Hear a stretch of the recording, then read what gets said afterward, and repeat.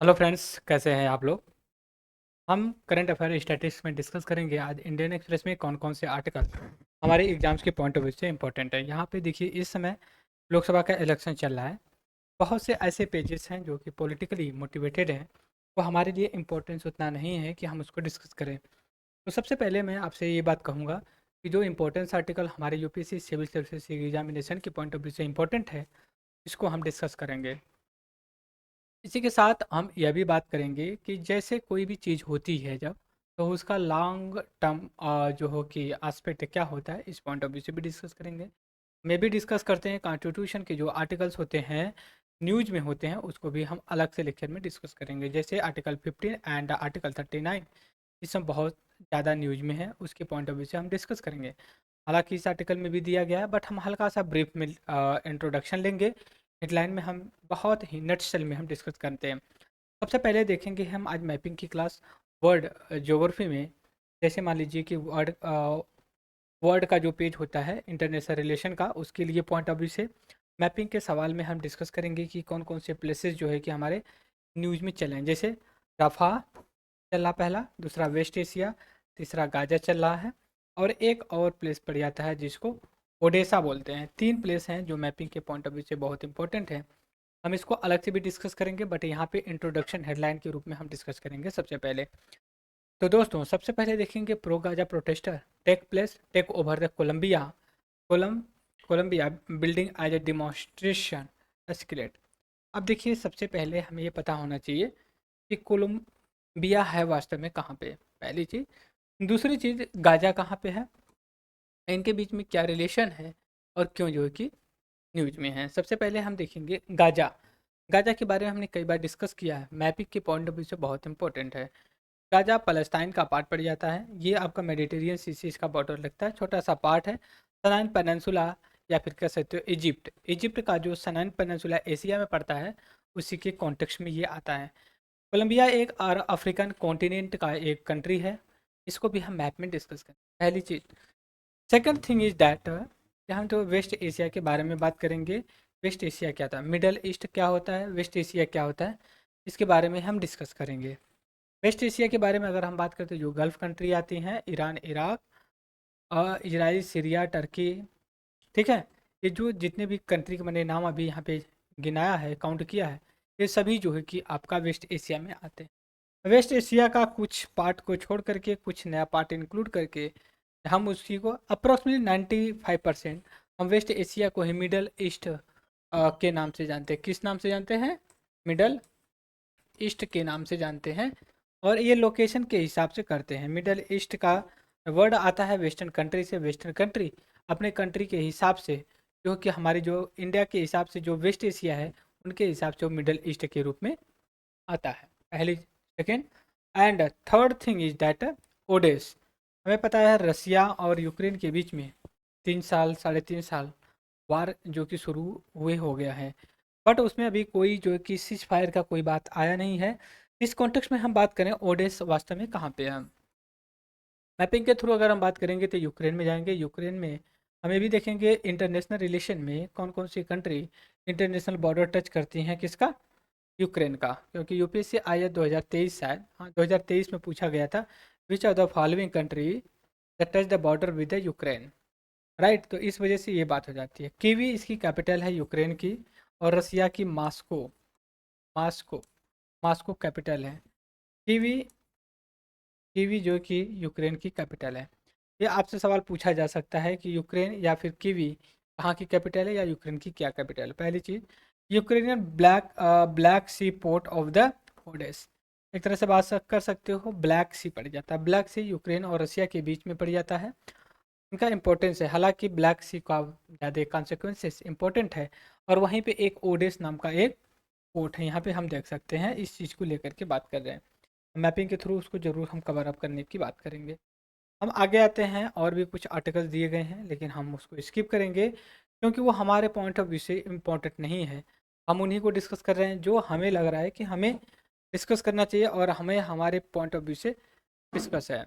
दूसरी अभी चीज़ है कि इन्फोर्समेंट डायरेक्टरेट जो होती है, जिसको बोलते हैं ईडी, ईडी को लेकर के सुप्रीम कोर्ट ने ये कहा है, सुप्रीम कोर्ट ने बोला है कि वास्तव में ये हमें आप बताएं कि जो आपने अरविंद केजरीवाल को अरेस्ट किया है, ठीक है, अरविंद केजरीवाल को जो आप अरेस्ट किए हैं, उनकी टाइमिंग के बारे में पूछा है कि आप जिस समय अरेस्ट उनको किए उस समय इलेक्शन होने वाला है, इस कॉन्टेक्स्ट में लेकर के उनसे सवाल पूछा है। तो हमारे लिए इम्पोर्टेंस ये होता है कि ED, what is the ED? ED enforcement directorate होती है। ये समझ सकते हो इकोनॉमिक क्राइम के पॉइंट ऑफ व्यू से कौन, ठीक है। हाँ हाँ। ओके, तो इस पॉइंट ऑफ व्यू से हम सभी चीज़ों को डिस्कस कर रहे हैं। सुप्रीम कोर्ट हमें पता है जुडिशरी में सबसे सुपर जो कि आर्टिकल है, इस चीज़ को सभी लेकर के हमने बात किया। अब हम आगे चल कर के बात करेंगे जो हमारे लिए इम्पोर्टेंट है। अभी बात, एक रिपोर्ट आई है कि दिल्ली में, अगर आप दिल्ली में हैं या दिल्ली में रहते हैं या फिर रहें, तो आप रियलाइज़ करते होंगे दिल्ली में पोल्यूशन बहुत ज़्यादा होता है। अभी वहाँ पे एक रिपोर्ट के अनुसार ये बोला जा रहा है कि जो अभी अप्रैल बीत रही है, इस साल का जो वहाँ की एयर क्वालिटी रही है 2023 का बीता हुआ अप्रैल की तुलना में बहुत अच्छा रहा है अप्रैल 2024। इस पॉइंट ऑफ व्यू से हम बात कर रहे हैं।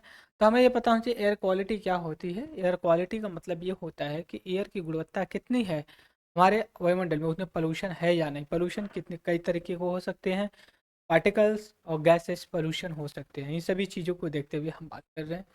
फिर इसके बाद हम आगे आते हैं, क्या है इंपॉर्टेंट हमारे आर्टिकल्स, हम डिस्कस कर सकते हैं अपने एग्जाम्स के पॉइंट ऑफ व्यू से। ठीक है, बहुत पॉलिटिकल जो है कि आर्टिकल्स आ रहे हैं। अभी जैसे ही इलेक्शन जिस दिन फाइनल आएगा, उसी के बाद ये सभी जो यहाँ पे दिए गए हैं फोटो पिक्चर, ये सभी जो है कि गायब हो जाएंगे, हमारे लिए इम्पोर्टेंट नहीं है। जब आप कभी कमेंट बॉक्स में डालेंगे कि नहीं सर हमें पॉलिटिक्स के बारे में जो है यहाँ पे लिखा, इसके बारे में भी बताते रहिए, तो मैं अलग से लेक्चर बना करके आपके साथ शेयर कर सकता हूँ, ठीक है। तो आइए देखते हैं क्या है इम्पोर्टेंट, क्योंकि उतनी इम्पोर्टेंट आर्टिकल नहीं है। तो यहाँ पे 39 article, article of the Indian constitution 39 जो डीपीएसपी में आता है, इसके बारे में बात की जाए। इसमें क्या होता है, स्टेट की रिस्पॉन्सिबिलिटी है कि जो वेल्थ होता है, जो संपत्ति है, उसको इक्विटेबल डिस्ट्रीब्यूट करें। दूसरी चीज़ ये है कि सुपर यूपीएससी ने एक बार सवाल पूछा था, concentration of the wealth, concentration of the wealth is violating, मतलब धन का संचय करना किसका ये जो है कि हनन है। तो उसमें दिया गया था fundamental right, constitutional right, DPSP and fundamental other कोई कॉन्स्टिट्यूशन को लेकर के बात किया था। तो उस क्वेश्चन का जो ऑप्शन था फंडामेंटल, सॉरी, डीपीएसपी था, राज्य नीति निर्देशक, तो डायरेक्टिव प्रिंसिपल स्टेट पॉलिसी के पॉइंट ऑफ व्यू से वो सही था। तो यहाँ पे बात क्या है, यहाँ पे ये कहा जा रहा है कि क्या जो प्राइवेट प्रॉपर्टी होती है, सही, जो प्राइवेट प्रॉपर्टी होती है उसको क्या किया जाए। जैसे मान लीजिए मुकेश अंबानी, अडानी और या सी एस सेंटर दिल्ली मेहनत किया, दिन रात एक करके बात किया और ठीक ठाक पैसे कमाए, और मेहनत के उनके पैसे हैं, पहली चीज़। दूसरी चीज़, कोई विदेशी आता है यहाँ पे इन्वेस्ट करता है और वो मेहनत करके पैसा कमा, दोनों लोग पैसे कमाते हैं, तो उस पैसे को, उस पैसे पे किसका अधिकार है, इस पॉइंट ऑफ व्यू से बात समझ रहे। सपोज करिए आपने मेहनत करके कमाया, तो वो पैसा आपका होगा ना, ऐसा तो नहीं आपके भाई का होगा या आपके पड़ोसी का होगा। वो अलग बात है कि आप खुशी खुशी दे दीजिए, बट फैक्ट इज दैट जिसने मेहनत करके कमाया है उसका। तो इसी बात को लेकर के कंट्रोवर्सी आई है आर्टिकल 39 बी ए लेकर के, आर्टिकल 39 बी, ठीक है। इस पॉइंट ऑफ व्यू से थोड़ा सा हम और ब्रीफ में चलते हैं। हमारा जो कॉन्स्टिट्यूशन का, यहाँ पे मैं बात करूँगा, जो हमारा कॉन्स्टिट्यूशन है, कॉन्स्टिट्यूशन, उसमें जो पार्ट आपका 4 पर जाता है, पार्ट 4, और जो पार्ट 4 है आर्टिकल कौन सा कवर करता है, 36 से लेकर के 51, इन्हीं के बीच में आपका आएगा 39 आर्टिकल, आर्टिकल नंबर 39। अब जो ये दिया गया है इस पार्ट को बोलते हैं डीपीएसपी, क्या बोलते हैं, DPSP, DPSP, directive, directive principle, principle state policy. Is that clear? ये चीज़ हमें पता होना चाहिए क्या बोलते हैं, डायरेक्टिव स्टेट पॉलिसी के रूप में जाते हैं। अब हम इसकी बात करें तो देखिए जनरली ये क्या कहते हैं, ये कहते हैं इकोनॉमिक डेमोक्रेसी की बात करते हैं। किस चीज़ की बात करते हैं, इकोनॉमिक डेमोक्रेसी की बात करते हैं। मतलब आप वेल्थ का कंसंट्रेशन नहीं कर सकते, कंसंट्रेशन इकट्ठा नहीं कर सकते, अगर इसको करता है तो ये वायलेटिंग किसका है, फंडामेंटल डीपीएसपी का। और ये स्टेट्स का मतलब यहाँ पे ये गवर्नमेंट से हो रहा है, ठीक है। गवर्नमेंट की रिस्पॉन्सिबिलिटी है कि ये इक्विटेबल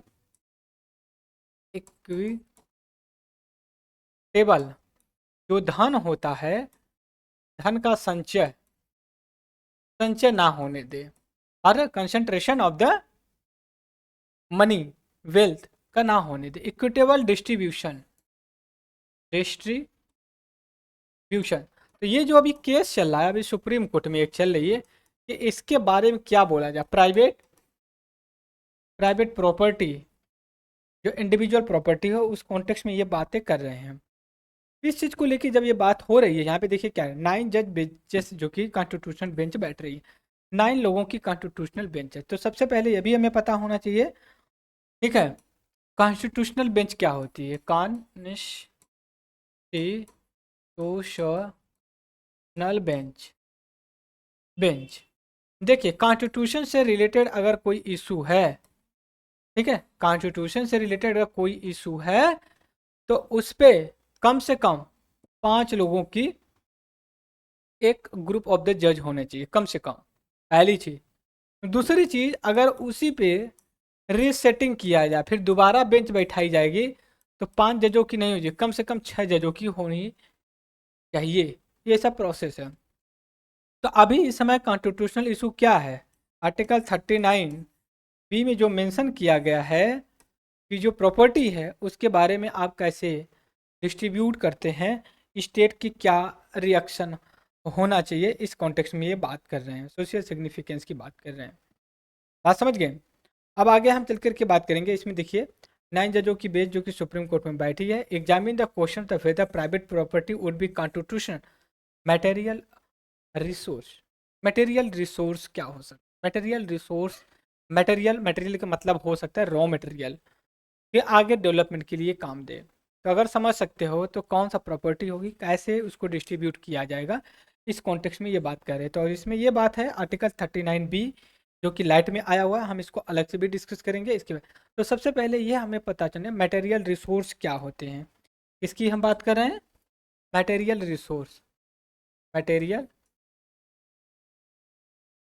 की बात कर रहे हैं। मटेरियल रिसोर्स की जब हम बात करें तो इसके बारे में पता है। सबसे पहले हम इसको क्लासिफाई करेंगे अलग अलग तरीके से। मटेरियल का मतलब आप ये समझ सकते हो, ऐसा कोई रॉ मटेरियल या रिसोर्स मटेरियल देख सकते हो यहाँ पे, या ऐसा जो हो कि रिसोर्स बन सके। जैसे सपोज करिए एक पेन है, ये मटेरियल है, मटेरियल के रूप में एक रिसोर्स बनेगा जिससे मैं पढ़ा पाऊंगा, आप एडुकेशन ले पाएंगे। तो ऐसी कोई जो प्रॉपर्टी होती है, प्रॉपर्टी उस पे कैसे किसका कितना अधिकार होना चाहिए, क्योंकि राइट टू प्रॉपर्टी जो हमारा कॉन्स्टिट्यूशनल राइट था, इसको 1976 बाई 44 कॉन्स्टिट्यूशनल अमेंडमेंट एक्ट के थ्रू इसको अब आर्टिकल 300A में डाल दिया गया, जो अब आपका कॉन्स्टिट्यूशनल राइट हो गया है। बात समझ गए। ये बेसिक चीज़ें होगी, थोड़ा सा मैंने डायमेंशन अलग अलग तरीके से लिया है, कवर करने की कोशिश किया है, हम इसको अलग से भी डिस्कस करने वाले हैं। अब आइए आगे बात करते हैं। साउथ एशिया टू रिसीव एवं normal rain for this year, ठीक है। सास्कोफ सास्कोफ एक ऑर्गेनाइजेशन है और उसका फुल फॉर्म है south Asian climate outlook forum. इसकी अभी जो है कि 28th मीटिंग हुई है। क्या हुई है? 28th मीटिंग हुई है। कहाँ पे हुई है? पुणे पे हुई, ठीक है। तो इसने साउथ एशिया कॉन्टिनेंट का जो क्लाइमेट है उसके बारे में इसने प्रिडिक्ट ये किया है कि इंडिया का जो इस साल मानसून होगा, साउथ एशिया का, स्पेशली इंडिया, क्योंकि स्पेशली इंडिया जो monsoon type of the climate में सेटल्ड है, अभी बता रहे हैं मैप से आपके थ्रू। तो उसमें क्या हम देखते ये हैं, प्रिडिक्ट किया है कि इस साल का मानसून 2000 जो 24 चला, 2024 का जो मानसून होगा बहुत अच्छा होगा, क्योंकि 2023 का जो मानसून हुआ था बहुत ख़राब हुआ था, जो एग्रीकल्चर थी पूरी तरह से कोलैप्स कर गई। इस पॉइंट ऑफ व्यू से ये बात कर रहे हैं। तो हमारे इन्होंने कहा कि जब अच्छा होगा तो इसमें हमें ये सबसे पहले ये पता होना चाहिए साउथ एशिया कहाँ पे है और मानसून जो होता है इंडिया में एंटर करता है उसका क्या कॉन्सिक्वेंसेस है। कुछ ये वर्ड्स यहाँ पे भी मेंशन कर रखे हैं, उसके बारे में भी बात करेंगे हम। देखिए, इल नीनो के बारे में बात करें, एल नीनो साउदर्न ओशियन के बारे में बात कर रहे हैं। फिर उसके बाद बात करें इंडियन ओशन डाइपोल के बारे में बात कर रहे हैं। फिर उसके ला नीना के बारे में बात कर रहे हैं। बात समझिए, कुछ कंट्रीज़ के बारे में भी बात कर रहे हैं, जैसे waste waste Asia, north eastern Pakistan, jointly Gujarat Rajasthan, northern Maharashtra, coastal Karnataka, Kerala, Lakshadweep, south eastern Sri Lanka, Nepal, Bhutan, along with a certain southern part of the Myanmar, also part of the this के बारे में ये बातें कर रहे हैं। तो हमारे लिए इंपॉर्टेंट कुछ ऐसे वर्ड्स होते हैं जो हमें पता होना चाहिए। एलिनो, लानिनो, इंडियन ओशन डाइपोल, जो ये है सभी आपका मानसून, इंडिया के मानसून से रिलेटेड है। मानसून का इनसे डायरेक्ट रिलेशन होता है। एलिनो की अगर हम बात करें, जब ये एक्टिव होता है 3 से 4 साल में, तो इंडिया का मानसून निगेटिव होता है। इसका कनेक्शन जो ओशन सरफेस वाटर होता है उसके टेम्परेचर से रिलेटेड होता है, राइट। दूसरी चीज़, इंडियन ओशन डाइपोल जो होता है, वर्ड से पता ये होता है कि इंडियन ओशन से रिलेटेड है। इसका पॉजिटिव निगेटिव होना ही इंडिया के मानसून का भी पॉजिटिव निगेटिव ही दर्शाता है। लेकिन ला नीना की जब हम बात करते हैं, तो ला नीना की बात ये होती है कि ये नॉर्मल चीज़ें होती है और इसके दौरान इंडिया का मानसून बहुत अच्छा होता है। और हम यहाँ पे आकर के बात कर रहे हैं अभी, ठीक है। यहाँ पे देखेंगे, मैंने मैप ओपन कर रखा है, यहाँ पे इंडिया का आप आसानी से जो है कि मार्क कर सकते हैं। हम आपसे ये पूछेंगे कि इंडिया का मानसून कब एक्टिव होता है, तो आप ये बोलेंगे जून से लेकर के सितंबर के बीच में। जून, जुलाई, अगस्त, सितंबर 4 महीने का होता है। इसके बाद आपका रिटर्निंग मानसून हो जाता है। इस मानसून को मैं यहाँ पे फिर से आपको अलग से बातें करूँगा। हमने क्या कहा, इंडिया का मानसून, इंडियन मानसून के बारे में बात कर रहे हैं। जब हम इंडियन मानसून के बारे में बात कर रहे हैं, तो इंडिया का मानसून कैसे क्लासीफाई किया जाता है, जनरली 3 पार्ट में कर सकते हैं, विंटर, समर एंड मानसून, ठीक है। पहला हम क्या करेंगे, मानसून सीजन, मानसून सीजन, इसी को रैनी सीजन भी बोलते हैं। चलिए ठीक है, आप लोग कह रहे हैं तो हम इसको कर दे रहे हैं, रैनी सीजन, ठीक है। पहला होता है। दूसरा क्या होता है, यहाँ पे मैं थोड़ा सा पतला पेन ले लेता हूँ। दूसरे पॉइंट्स में क्या बात कर रहे हैं, विंटर सीजन, विंटर सीजन हो गया। और थर्ड पॉइंट जो बन जाता है आपका, क्या होता है, समर होता है, समर सीजन होता है। तो जब ये आपका मानसून सीजन जून से लेकर के सितंबर तक होता है, जब सितंबर के बाद अक्टूबर जो आता है, मैं कलर चेंज कर लेता हूँ तो इससे बेटर होगा। जून से सितंबर हो गया। अब अक्टूबर से लेकर के आपका अक्टूबर, नवंबर, दिसंबर, जनवरी, ठीक है, 4 महीने हो गया, तो जनवरी तक का।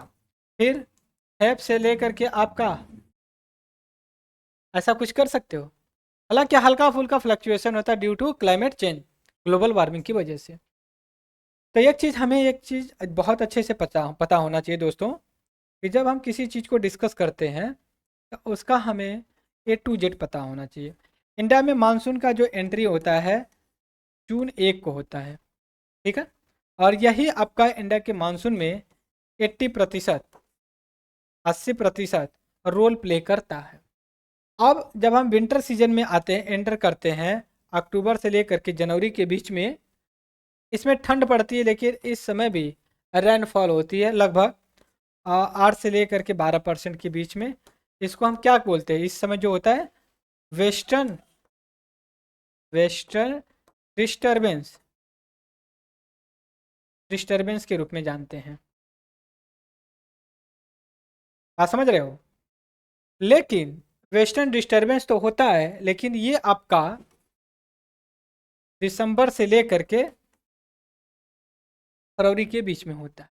बट तो अब आप कहेंगे तब अक्टूबर, नवंबर, दिसंबर, ये 2-3 महीने बचता है, तो इसमें क्या होता है, तो ये जो मानसून होता है ये फिर रिटर्न होता है, रिटर्न होता है। तो इसी को रिटर्निंग मानसून के रूप में जानते हैं। और ये आपका नॉर्थ ईस्टर्न मानसून के रूप में भी इसको जानते हैं, और मानसून सीजन को साउथ वेस्ट मानसून सीजन के नाम से।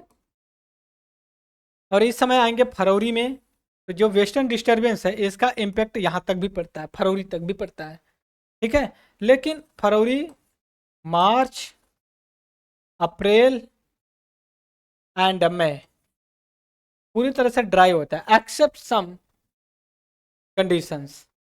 तो ये 3 सीजन होती है इंडिया में। इंडिया में जो मैंने कहा कि जो मानसून सीजन होता है आपका, हमने कहा जून से लेकर के आपका सितंबर तक जो होता है 80% जो कि कवर करता है। इसी के कॉन्टेक्स्ट में हम बात करें El Nino and La Nina Indian Ocean Dipole, हो गया, 3 वर्ड यूज कर रहे हैं। लेकिन जब हम इल नीनो की बात करते हैं तो इसका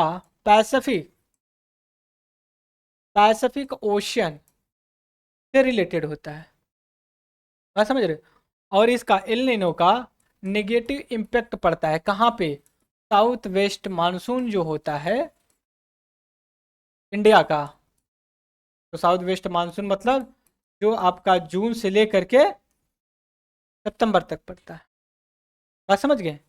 लेकिन जब ला नीनो का इम्पैक्ट आता है तो इसी का क्या होता है? अपोजिट होता है, मतलब पॉजिटिव इम्पैक्ट पड़ता है ऑन द इंडियन ओशन पे। तो इनका ये जो कहना है यहाँ आर्टिकल्स में बोल रहे हैं, तो यही कहना। अब हम यहाँ पे बात करेंगे मैप के थ्रू। इंडिया का मानसून जब आता है तो यहाँ से आता है, जो हम कहते हैं जून में, यहाँ से विंड्स आती है। ये आपका मैं अलग कलर ले करके करूँगा आपका, ठीक है, थोड़ा सा थिकनेस बढ़ा दूंगा। यहाँ पे ये चीज़ आप देख सकते हो, इसको क्या बोलते हैं?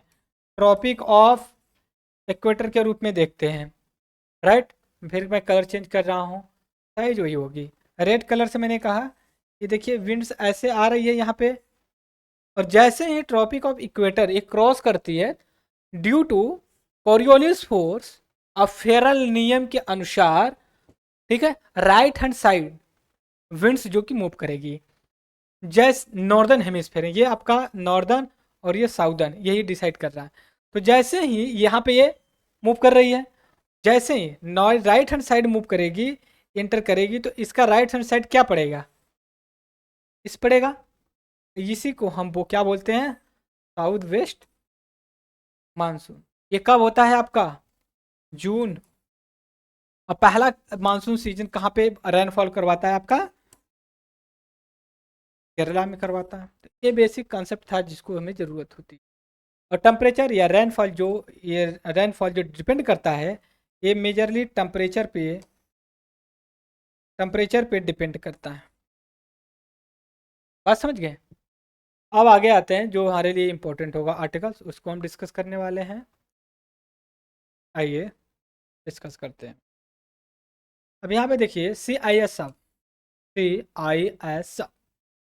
सेंट्रल इंडस्ट्रियल सिक्योरिटी फोर्स, एक तरह की पैरामिलिट्री फोर्स है। क्या? एक तरह की पैरामिलिट्री फोर्स है। 4 से 5 पैरामिलिट्री फोर्स है। अगर आप असिस्टेंट कमांड इस फोर्स में ज्वाइन करना चाहते हैं, तो APF का फॉर्म आया जो UPSC कंडक्ट करवाती है, बहुत नॉर्मल सा एग्जाम होता है। अगर आप फिजिकली फिट हैं तो ना यू कैन अप्लाई दिस, क्योंकि 500 के ऊपर जो कि इसकी पोस्ट है, तो उसमें कई CRPF, BSF, SSB, CRPF, CSF है, इनके लिए जाएगी। और अच्छा परफॉर्मेंस किए तो आपके लिए NSG, नेशनल सिक्योरिटी गार्ड के लिए भी अपॉर्चुनिटी होगी, क्योंकि नेशनल सिक्योरिटी गार्ड के लिए यहीं से लोग अपॉइंटमेंट करते हैं। और CISF जो अभी क्या किया, जो न्यू पार्लियामेंट बनी हुई है ना, वहाँ के सिक्योरिटी इंचार्ज अपने हाथ में लिए, कहाँ से? दिल्ली पुलिस से। पहले कौन करता था? दिल्ली पुलिस। अब कौन करेगा? CISF करेगा। CISF का काम क्या होता है ये जान लीजिए। CISF का दोस्तों काम ये होता है कि जो हमारे देश के अंदर बिल्डिंग्स हैं, कॉमर्शियल, पॉलिटिकली, जुडिशरी, ठीक है, उनको प्रोटेक्ट करने का काम है। जैसे मेट्रो हो गया, पब्लिक प्लेस, ताजमहल है, या फिर जो गेटवे ऑफ इंडिया है, या फिर रेड फोर्ट है। तो इन सभी चीज़ों को जो PSU, पब्लिक सेक्टर अंडरटेकिंग है, सरकारी बिल्डिंग है, उनको प्रोटेक्ट करती हैं। तो अभी क्या हुआ, दिल्ली पुलिस से इन्होंने अपने हाथ में सिक्योरिटी ले लिया। ऐसा क्यों लिया? क्योंकि मुझे लगता है मानसून सीजन नहीं, बजट या हाँ साथ बजट ही सेशन था, उसमें कुछ ऐसे लोग जो कि एंटर कर गए थे, उससे ये लगा कि सिक्योरिटी ब्रीच हुआ है। फिर सिक्योरिटी ब्रीच होने की वजह से ये भी बात आई, दिल्ली पुलिस अब जो है कि इसको हैंडल नहीं कर सकती, that's why need to transfer the power for security, ठीक है, from Delhi police to the ISR, right. तो CSR जो कि किस मिनिस्ट्री के अंतर्गत आती है, मिनिस्ट्री ऑफ इंटरनल, इंटरनल भी बोलते हैं उसको, गृह मंत्रालय, ठीक है, गृह मंत्रालय के अंतर्गत ही आती है, होम मिनिस्ट्री के अंतर्गत आती है। इसके बाद अभी एक आप लिख लीजिए जीके का टाइप का क्वेश्चन है। देखिए दिनेश तिवारी त्रिपाठी जी जो है कि इंडियन नेवी के जो है कि chief of the naval staff के रूप में इनको शपथ दिलाई गई है। आप एक जीके का टाइप का है सवाल, इसमें कोई कॉन्सेप्ट लॉजिक नहीं है, हम ज़्यादा बात नहीं करेंगे। देखिए why bank can't seek the LOC to stop the debtor from the going abroad. देखिए क्या होता है, LOC का मतलब ये नहीं है कि लाइन ऑफ एक्चुअल कंट्रोल, ऐसा नहीं है। LOC का यहाँ पे मतलब आपको अगर देखना है तो आप कह सकते हैं look out the circular, look out the circular. इसमें कहना क्या चाह रहा है, हेडलाइन पढ़ लेंगे तो आपको 90% चीज़ें क्लियर हो जाएंगी। एग्जाम्पल के लिए देखिए, सपोज करें विजय माल्या, नीरव मोदी, ठीक है, जो ऐसे बड़े बड़े बिजनेस थे, वो लोन लिए, लोन नहीं चुकाएं और यहाँ से भाग गए, विदेश में जाकर के अयासी कर रहे हैं। तो वहाँ पे इनको जैसे मतलब कोई बिजनेसमैन अगर भागता है तो उसके लिए ये कहा जा रहा है, क्यों जो बैंक हैं, जो इनके डेबिटर हैं, जो पैसे लेकर बैठे हैं, उनको जब वो विदेश जाते हैं तो ऐसा इनके पास अथॉरिटी होनी चाहिए कि भाई उसके लिए आप तैयार रहिए, अब हम देख सकते हैं। तो ये क्वेश्चन आया हुआ है, एक नॉर्मल था। El Nino anti cyclone system, देखिए जो मैंने बताया इंडियन मानसून के पॉइंट ऑफ व्यू से, उसी का एक एडवांस वर्जन ले लीजिए। साइक्लोन, पहली बात एल नीनो क्या होता है हमने बता दिया।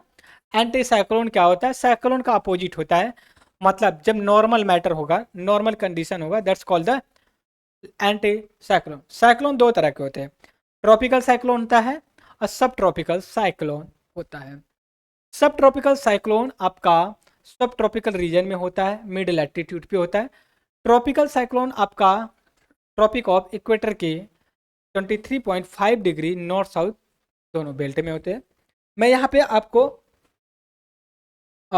मैप बना करके एक हल्का सा दिखा देता हूँ, ग्लोब बनाता हूँ, ठीक है। यहाँ पे ग्लोब बना दिया मैंने, कलर चेंज करके मैंने एक tropic of equator, tropic of equator की बात कर लिया, फिर अलग कलर में ले रहा हूँ।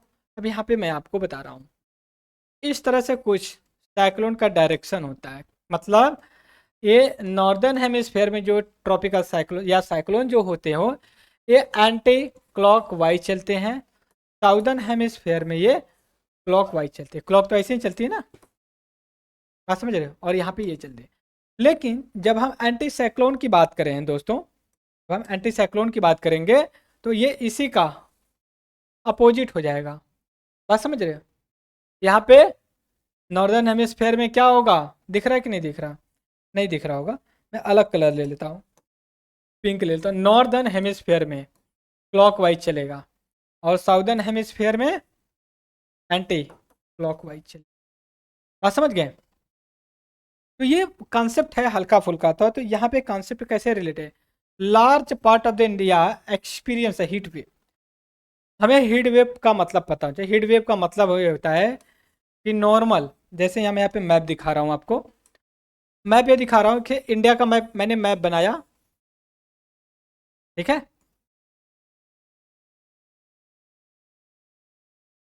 इंडिया का मैंने मैप बनाया हल्का फुल्का, और यहाँ पे मैंने बताने की कोशिश किया। सपोज करिए ये आपका गुजरात हो गया, ये आपका उत्तर प्रदेश हो गया, ये लद्दाख हो गया, और ये आपका हिली एरिया पे इधर हो गया, सिक्किम हो गया। हर जगह टेम्परेचर अलग अलग होता है। सपोज करिए हम उत्तर प्रदेश में मानते हैं मैक्सिमम 40 सेंटीग्रेड, गुजरात में हम मानते हैं 35 डिग्री, यहाँ पे मानते हैं 10 सेंटीग्रेड, और यहाँ पे भी मानते हैं 15 सेंटीग्रेड, ठीक है। लेकिन मैक्सिमम ये हम एक्सपेक्टेशन कर रखे हैं, बट 35 से हम कहते हैं कहीं के नॉर्मल टेम्परेचर से +6 सेंटीग्रेड टेम्परेचर अगर बढ़ जाता है, हम वहाँ पे कहेंगे क्या हो जाएगा, हीट वेव।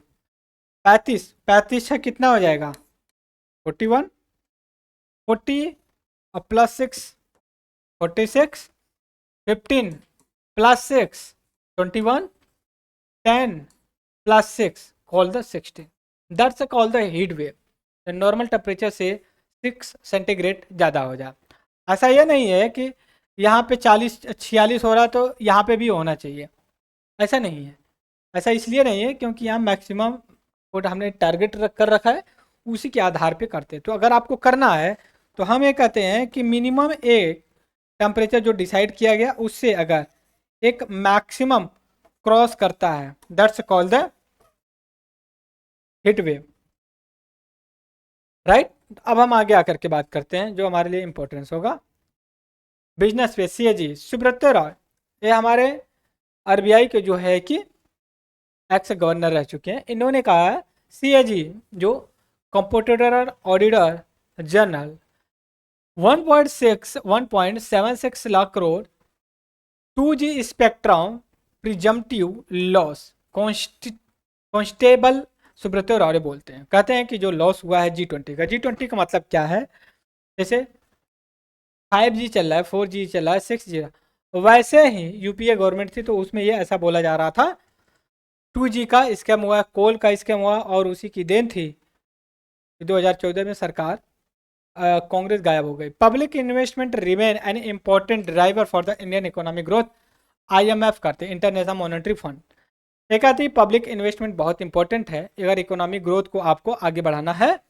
तो public investment, private investment, India का जो इन्वेस्टमेंट है डिफरेंट डिफरेंट सेक्टर में, चाहे एजुकेशन, साइंस, टेक्नोलॉजी, इकोनॉमिक, अलग में पब्लिक सेक्टर का बहुत ज़्यादा, प्राइवेट सेक्टर नहीं आता, तो इसको बढ़ाना पड़ता है। आप उस तरह की पॉलिसी लाएं कि प्राइवेट इन्वेस्टर जो कि अट्रैक्ट हो। तो यहाँ पे जो IMF कर रहा है, ये कह रहा है कि भैया ऐसा है ना कि बहुत ज़रूरी ये है कि इसमें प्राइवेट सेक्टर के, पब्लिक सेक्टर का इन्वेस्टमेंट होना चाहिए। यहाँ पे देखिए क्या दिया है, investment, private consumption, strategy dispersion, public consumption, net export, कुछ डाटा दिया। फिर उसके बाद charging of interest rate, RBI detect over charge by the banker, ask them to return the refund of the borrower. ये कह रहे हैं कि जो बैंक्स हैं, RBI अपने इन्वेस्टिगेशन में ये पाया है कि जो बैंक्स हैं अपने जो उधार लेने वाले उनके कस्टमर उनसे जो कि ज़्यादा ओवर चार्जेस कर रहे हैं। मतलब जहाँ सरकारी रेट 2% है वो 3% के आधार पे ब्याज दर पे दे रहे हैं। तो RBI ने कहा ऐसा है कि उनको लौटाइए आप, ठीक है। तो अब सवाल ये उठ जाता है कि who is the RBI, how can say RBI, RBI कौन है भैया, ये ऐसा क्यों कह सकती है, इसके पास अथॉरिटी कैसे है। क्योंकि देखिए जिस तरह से हर घर में, हर फैमिली में एक बॉस होता है, तो वैसे ही बैंकिंग सेक्टर में ये बॉस है, ठीक है। इसका establishment under the act RBI act 1934 के अंतर्गत 1935 में किया गया, और इसको 1949 में नेशनलाइजेशन किया गया। आप समझ गए, राष्ट्रीयकरण जिसको हिंदी में बोला जाता है राष्ट्रीयकरण। वो आप लोग, कुछ लोग कहेंगे भैया हमें नेशनलाइजेशन नहीं समझ में आता है और राष्ट्रीयकरण समझ में आ गया, तो उनको गलत फहमी है, क्योंकि उनको अगर नेशनलाइजेशन नहीं समझ में आए तो राष्ट्रीयकरण भी नहीं समझ में। मैं बताता हूँ कि 100% कंट्रोल किसका हो गया, गवर्नमेंट का, गवर्नमेंट की संपत्ति, that's called the nationalisation of the RBI। 1969, 1981, 89 में आसपास जो है कि 2 बार बैंकों का जो कि हुआ था नेशनलाइजेशन। RBI 3 मेजर ऐसे लॉ हैं उनके आधार पे काम करती है। एक तो खुद RBI एक्ट 1934, दूसरा बैंकिंग और regulating act 1949, and third most important act payment and settlement act 2007।